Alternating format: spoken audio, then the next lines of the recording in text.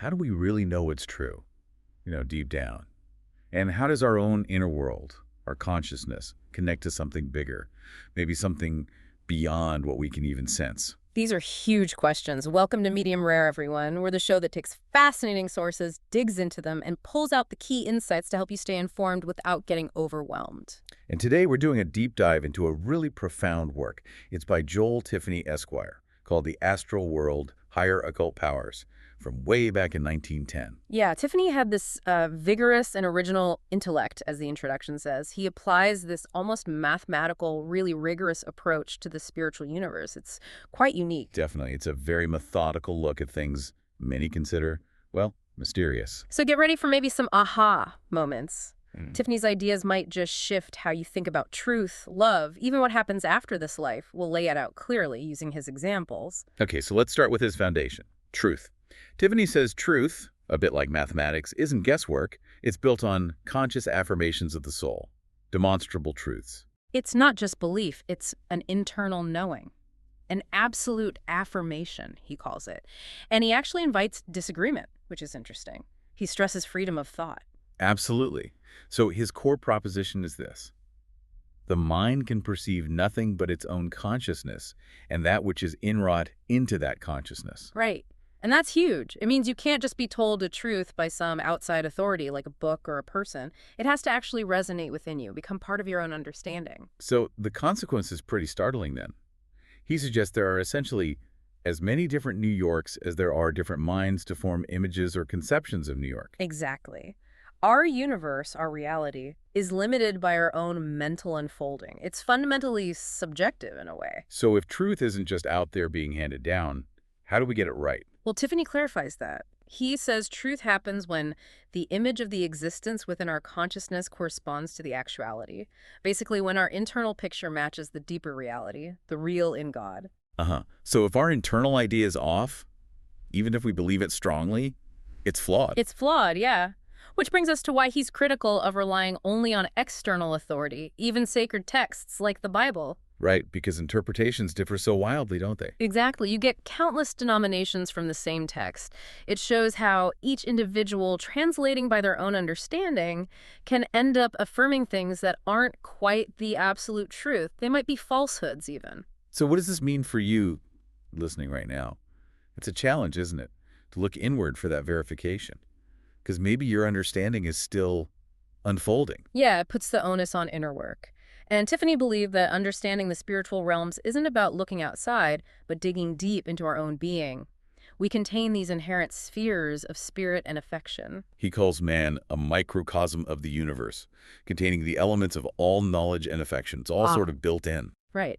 Which leads us to his idea of man's three natures, or spheres. He says we each have 3 degrees of conscious perception and 3 degrees of affection.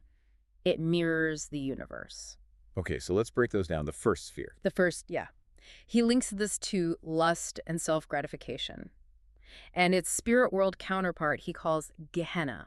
Now, Gehenna, for him, isn't quite the typical hellfire, right? It's more a state of consciousness. Exactly. It's a spiritual state so focused on lower desires that you can only perceive the spirit world through that, well, that very dense self-serving filter. And perception-wise, this first sphere is the physical or sensuous, just focused on facts, phenomena, what our senses tell us. And the affection tied to it is what he calls lust.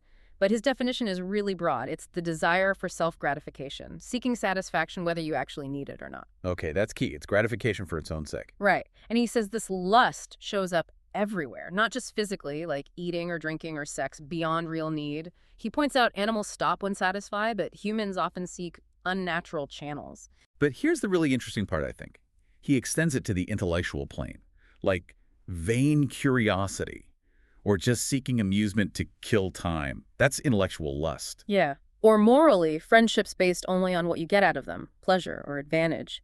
Or even marriage based just on use, like needing a housekeeper or provider.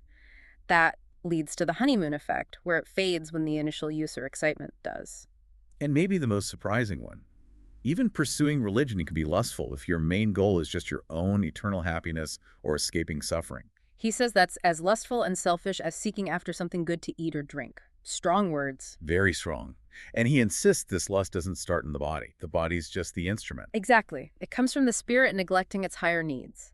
Think of Alexander the Great's lust for conquest, or a miser's lust for gold, that spiritual need unmet, not physical.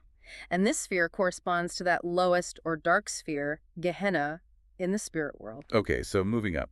The second sphere, what's the perception here? Here, you go beyond just facts. You start investigating laws and proximate causes. This is the realm of science, philosophy, like Newton seeing the apple fall and grasping the law of gravity, the relational, the middle or mediatorial sphere. And the affection. This is where relational love or charity comes in, a big shift. It's about seeking the well-being of others, genuinely, without thinking about personal gain. Can you give some examples he uses? Sure, like a mother's selfless love for her child. True conjugal love, which he says stems from interior and divine harmony, not just use. Or neighborly love being just, not spreading gossip, trying to help others redeem themselves. Okay. He connects this to the idea that salvation isn't about saving yourself, which he'd call lustful, but about uplifting others. More blessed to give than to receive. Precisely. And unlike lust, this kind of love never changes. It's built on an immutable basis, a deep need of our being. Lust always demands variety because it's never really satisfied. Got it. And this sphere corresponds to paradise in the spirit world, a happier state. Right. Then finally, the third sphere, perception here, is of absolute cause, a direct knowing of the divine source. And the affection. That's divine love.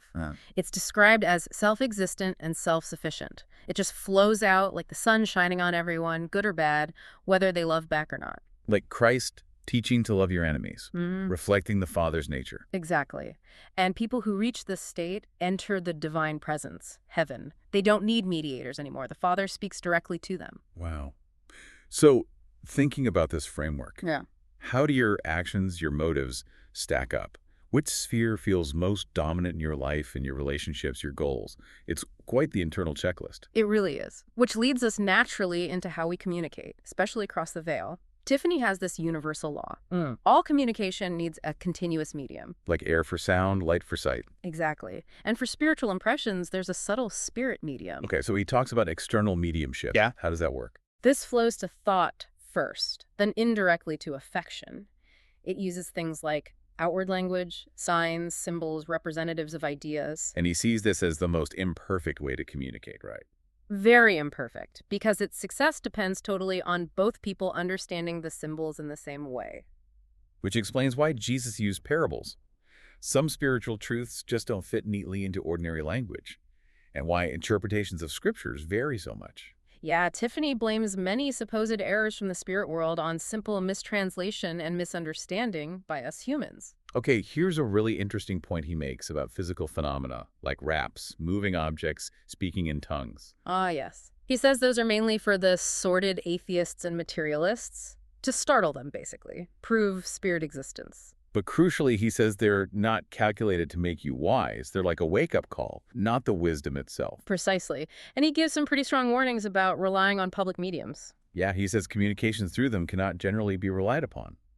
Why is that? Often, he argues, they attract low spirits who can handle those promiscuous circles, mixed vibrations. And these spirits might even influence mediums to deceive or cheat because the mental conditions aren't aligned. Or they might just be picking up on the questioner's own thoughts. Exactly. Just reflecting back what's already in the recipient's mind. So putting implicit confidence in these external messages, he says it can make people complete dupes. He really laments the folly connected with mediumship too, doesn't he?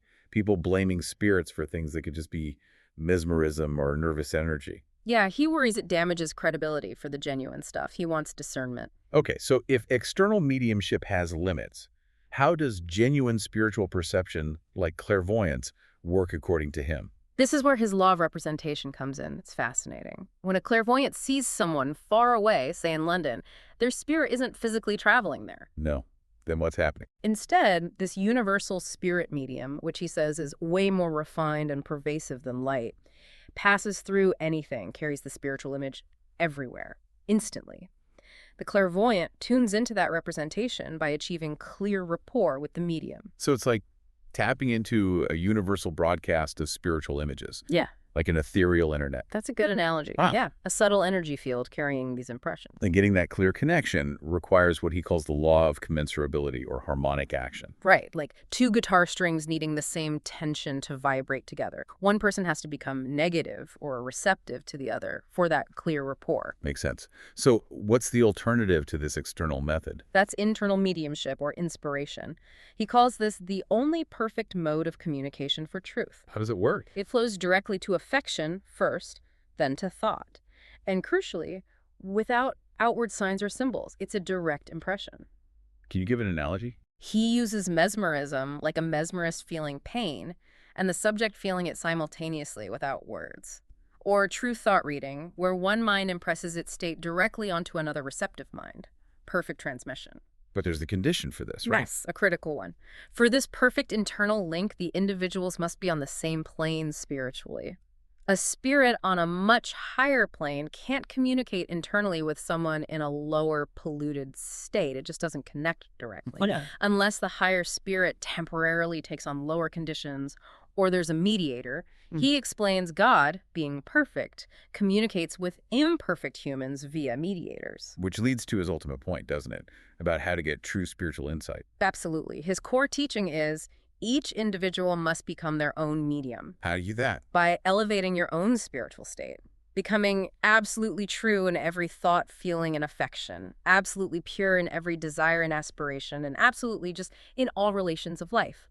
It's about inner transformation, becoming receptive yourself. And prayer plays a role here. A vital role, not to change God, he says, but to change us, to separate us from worldly lusts and passions so higher spirits can reach down and raise us up. It makes us more receptive. So, okay, let's shift slightly.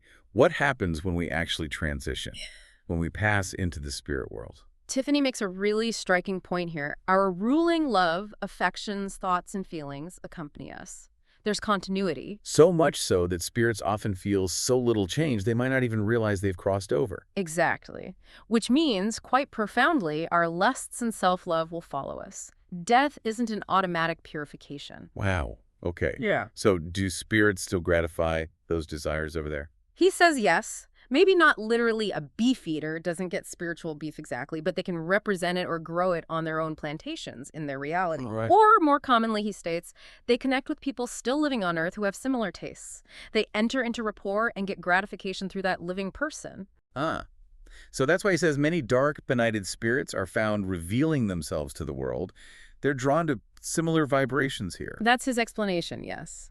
They're seeking connection based on those shared lower desires. So this really challenges the idea that you just automatically become pure or wise at death. Completely. He even says the physical body was often the cleanest part of some people. He admits he learned the hard way that spirits aren't necessarily wiser just because they've passed. He says they need quite as much watching as one in the body. Yeah, especially given the very low state of character of the human race here. He even sees some philosophy in calling some phenomena devilish, acknowledging many come from the very lowest spirits. It's a very realistic view.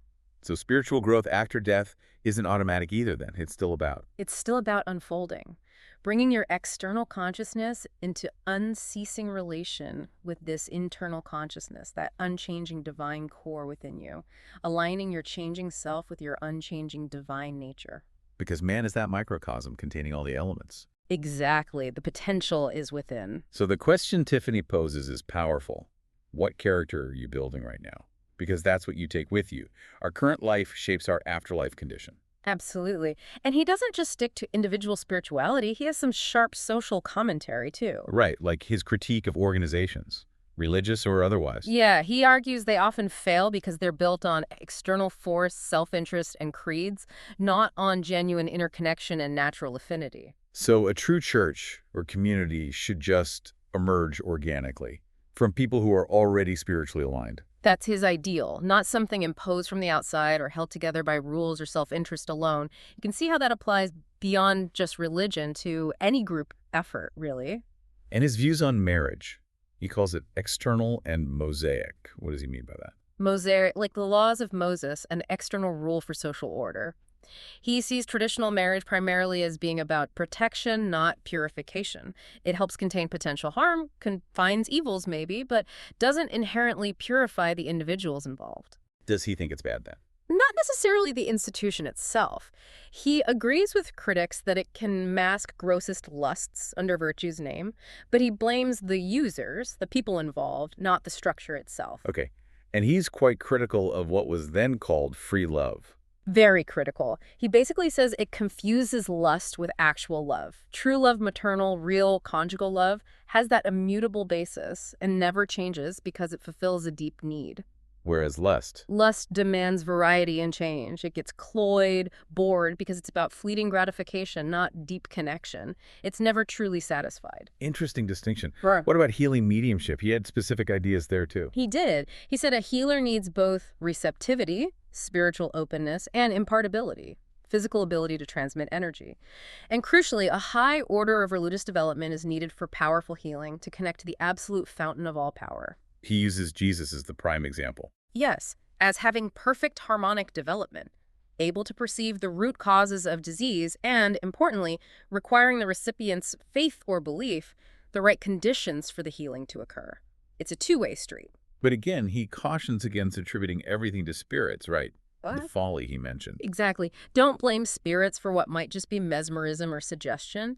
It muddies the waters and hurts the credibility of genuine spiritual phenomena. Discernment is key. So, wrapping this all up, Tiffany really guides us toward understanding that real knowledge, real spiritual power, true connection, it all comes from within. Yeah, it's about cultivating your character, aligning yourself with truth, purity, love. It's a journey from focusing on external signs and relying on others' interpretations. To achieving that internal transformation, becoming your own medium, and ultimately having that direct connection with the divine. It's a profound shift in perspective. So, here's something to think about.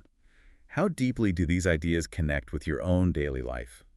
Your experiences of pleasure, connection, seeking truth? If Tiffany is right, if our inner state truly shapes our reality, both now and potentially beyond, what's the most important work you could be doing right now to cultivate that inner alignment, to become your own truest medium? That's the question to sit with. Thank you for joining us on this deep dive into Joel Tiffany's remarkable work. We really hope it's given you some valuable insights for your own path. Until next time, keep seeking that truth within. May your journey be filled with light and clarity.